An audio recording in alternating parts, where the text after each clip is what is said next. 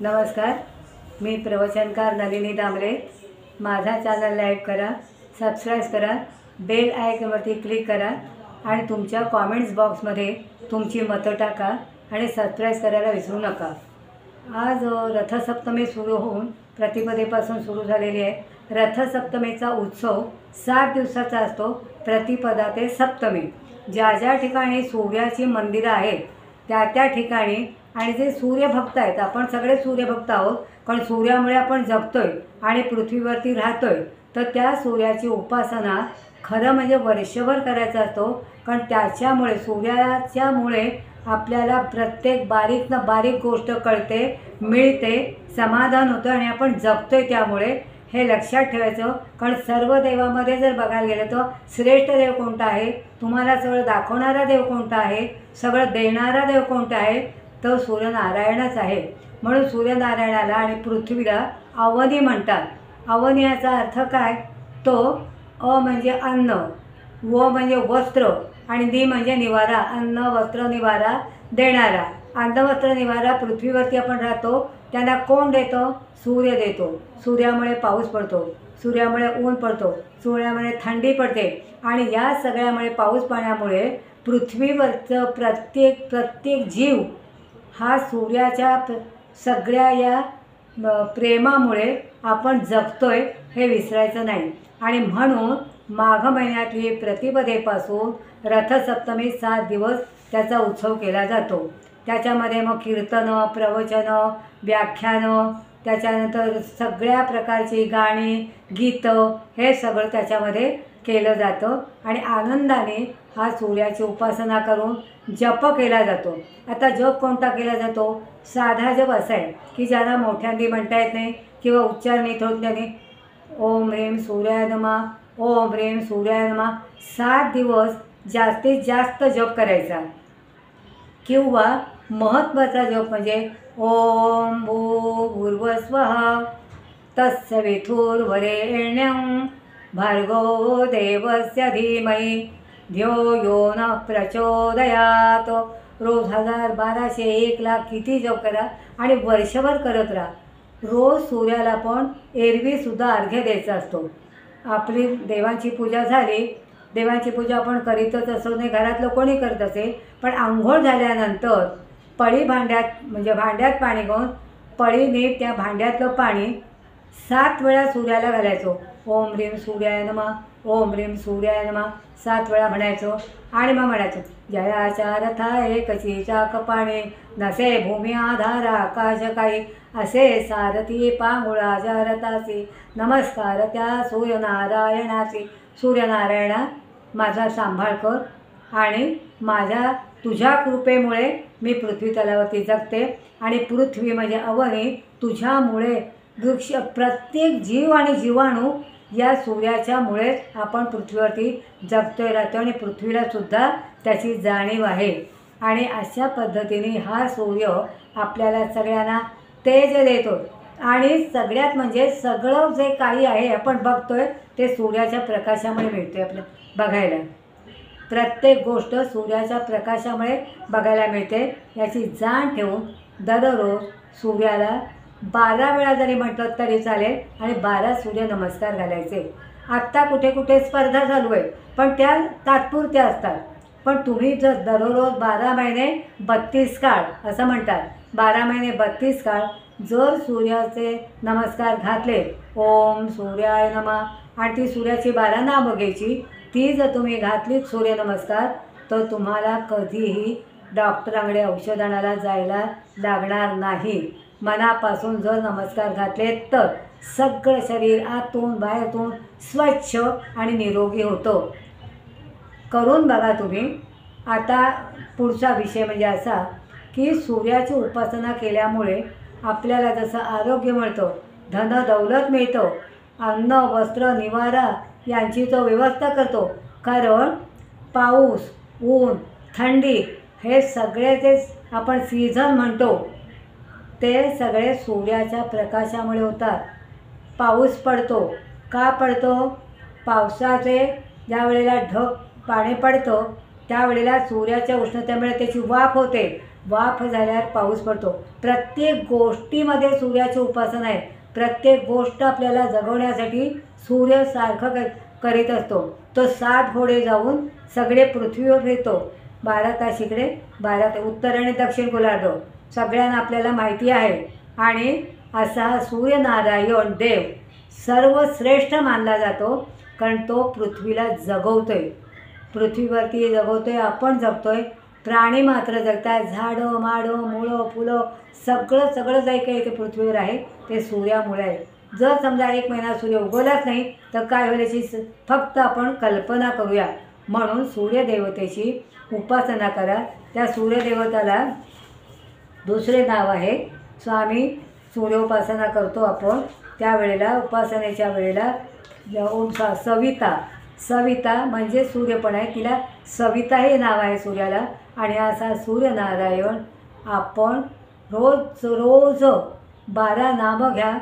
झेपत नसतील 12 नमस्कार घालायला, होतील तेवढे घाला.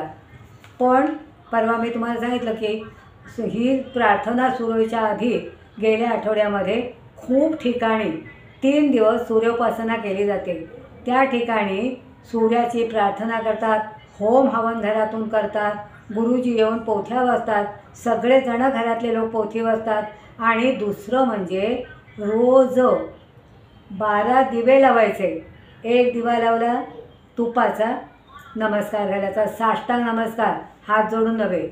दुसरा दिवा लावला, दुसरा नमस्कार, असे 12 नमस्कार.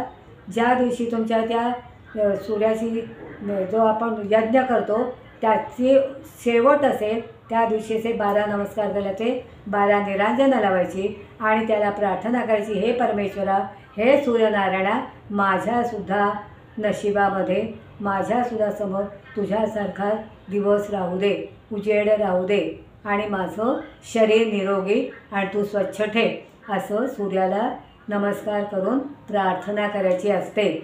आणि ही सूर्याची जो जो उपासना करेल, जो सूर्याला अर्घ्य देईल, अर्घ्य दिलं तरीसुद्धा कितीतरी पुण्य लागतं.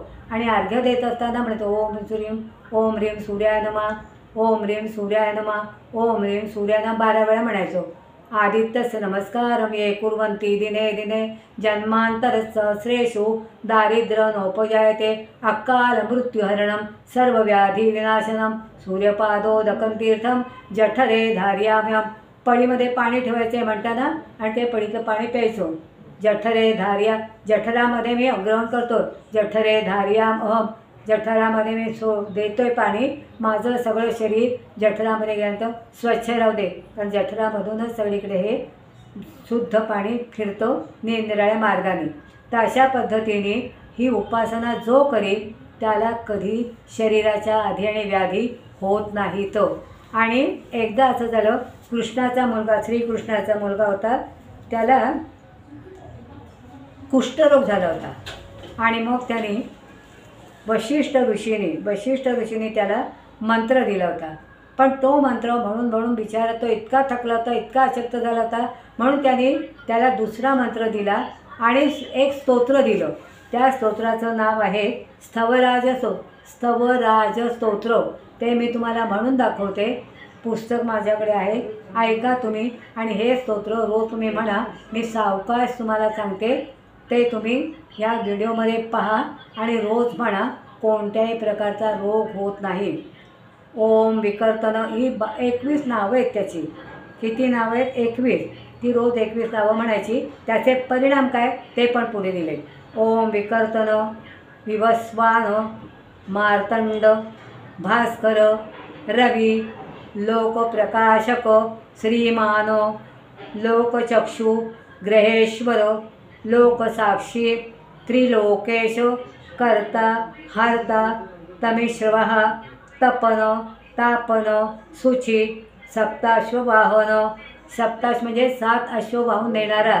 सप्ताश्ववाहन, गभस्ती हस्त, ब्रह्मा आणि सर्व देव नमस्कृत. या 21 नावाने मंडित हे स्वराज स्तोत्र मला अत्यंत प्रिय आहे. आपण पुढे काय म्हणायचं? मला अत्यंत प्रिय आहे. या स्तोत्राच्या प्रभावाने शरीर निरोगी होते. काय होतं? हे रोज म्हटलं, शरीर निरोगी होते. धनाची वृद्धी होते, पैसा भरपूर मिळतो आणि उपासक यशस्वी होतो.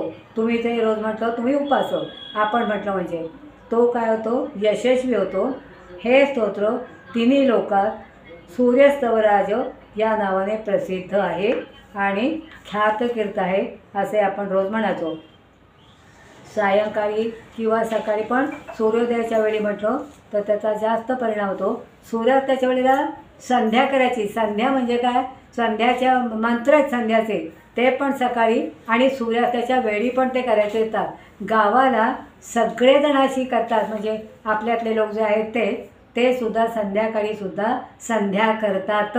सूर्याचीच सूर्यास्त आणि सूर्योदय आणि सूर्यास्त दोन्ही वेळेला नम्रतापूर्वक या स्तवराज स्तोत्राचे माझी स्तुती करतो. त्याची संपूर्ण संचित पापे समाप्त होतात. सूर्य सांगतोय इतकेच नव्हे तर माझ्या सन्मुख संध्योपासन मंत्र जप मंत्रपूर्वक धूप हवन अर्घ्य आणि बलिप्रदान करणाऱ्याची पापे नष्ट होतात. त्याचप्रमाणे या स्तवराज स्तोत्राचे पठण करणाऱ्याचे शरीर मन आणि वाणी जितकी पापे केलेली असतील तेवढी सगळी नाहीशी होतात आणि तो अत्यंत सूर्याला प्रिय आणि पुण्यवान असा हा मनुष्य होतो. म्हणून त्यांनी सांगितलं आहे की हे जे स्तवराज स्तोत्र आहे ते रोज म्हणायचं. उपासक यशस्वी होतो, निरोगी होतो आणि त्याच्याकडे पैसा भरपूर येतो. हे स्तवराज स्तोत्र फक्त 7 दिवस असं नव्हे, 12 महिने 32 काळे स्तवराज स्तोत्र म्हणायचं. आणि ते म्हटल्यामुळे आपल्याला भरपूर प्रमाणात सूर्याची उपासना केल्याची, सूर्य आपल्याकडे बघत असतो, तेज सूर्यासारखं आपल्यावरती येतं. करून पहा.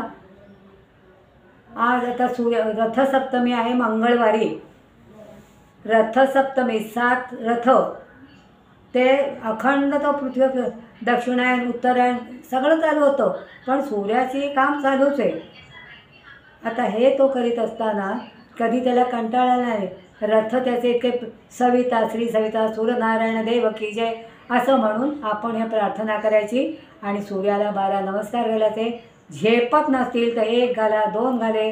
मी असं नाही सांगणार झेपले नाही तरी करा, तब्येतीला सांभाळून करा, पण घातले तर तब्येतीला सांभाळायला मिळतील, म्हणजे तुमची तब्येत चांगली होईल, हेही लक्षात ठेवा.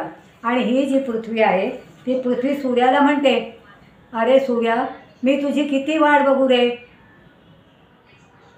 तिला असं वाटतं की सूर्य मला सगळं देतोय आणि खरोखरीच ह्या पृथ्वीवरती आपण जगतोय, आपण इथे राहतोय, आपल्याला अन्न वस्त्र निवारा सगळं मिळतोय.